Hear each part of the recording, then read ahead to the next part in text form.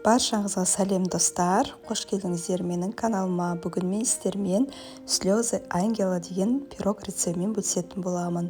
Осы видеоның соңына дейін қарап, каналыма тіркеліп, лайк басып, комментарий жазуды ұмытпаңыздар. Бізге керек ингредиенттерді айтып өтейін. Ұн, ірімшік, қант, ерітілген сары май, қаймақ, манка, жұмыртқаның ақуызы, жұмыртқаның сарысы, разрыхитель және ванилин. Алдымен пирогымыздың қамырын дайындайтын боламыз. Жұмыртқаның сарысына қантты салып, меншікпен жақсылап араластырамыз. Қаймақ, ерітілген сары майды салып, тағы да жақсылап араластырамыз.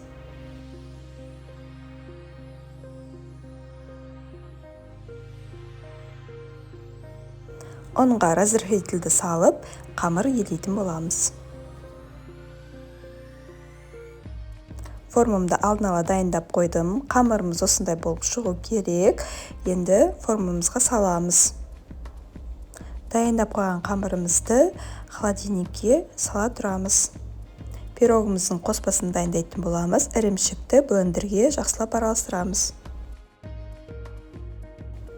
Ірімшікке қаймақ, қант, жұмыртқаның сарысын қосып араластырамыз.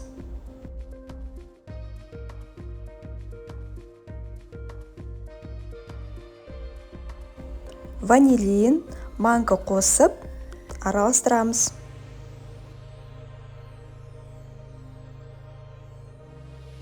Дайын болған пирогымыздың қоспасын осы қамырымызға құйып, 180 градусқа 30-35 минутқа пісіріп аламыз.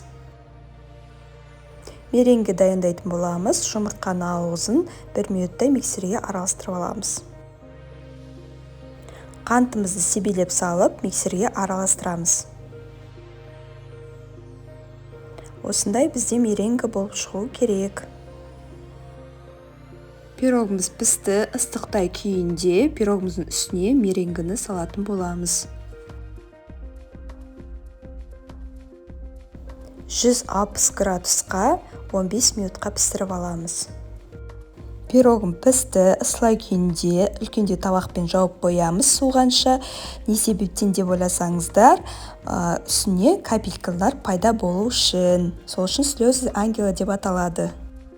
Мінеке достар, біздің слезы ангела деген пирогымыз дайын болды. Міндетті түрде осы рецептпен дайындап көріңіздер. Осы видеоның соңына дейін қарағаныздар үшін көп-көп рахмет. Сіздермен болған Гүлсезім.